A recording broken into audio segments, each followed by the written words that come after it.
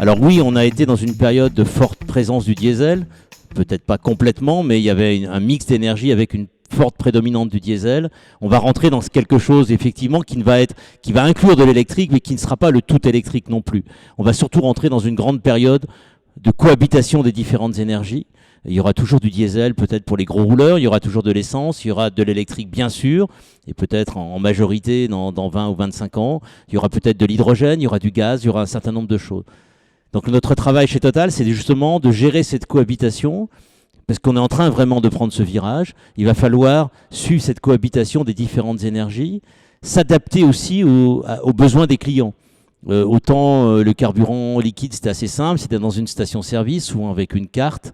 Demain, l'électricité, c'est partout, c'est chez soi, c'est dans la rue, c'est dans un parking, à son travail, dans un supermarché.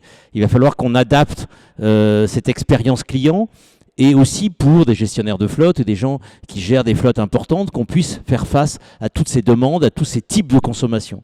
Donc c'est ça qui est aujourd'hui le sujet.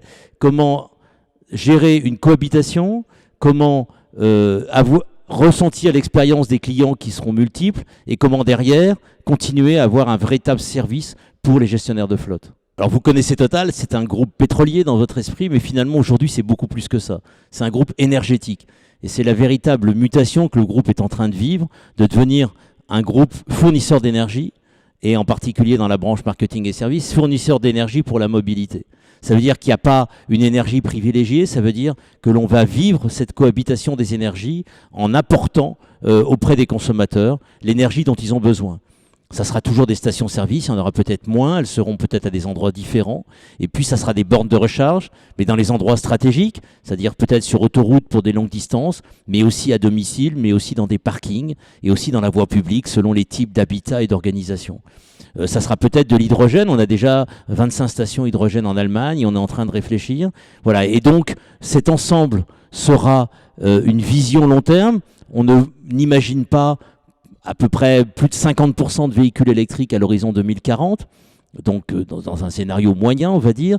Donc ça veut dire 50% de voitures qui ne seront pas électriques, qu'il faudra alimenter, mais ça veut dire aussi que toutes les flottes auront une cohabitation de voitures électriques et de voitures thermiques, et qu'il faudra donc apporter un service unique, commun, générique, qui servira aussi bien les voitures thermiques que les voitures électriques. C'est ça comment on travaille, c'est cette facilité qui va être de plus en plus complexe parce que plus d'énergie, et comme je le disais, l'électricité, ça crée encore plus de complexité.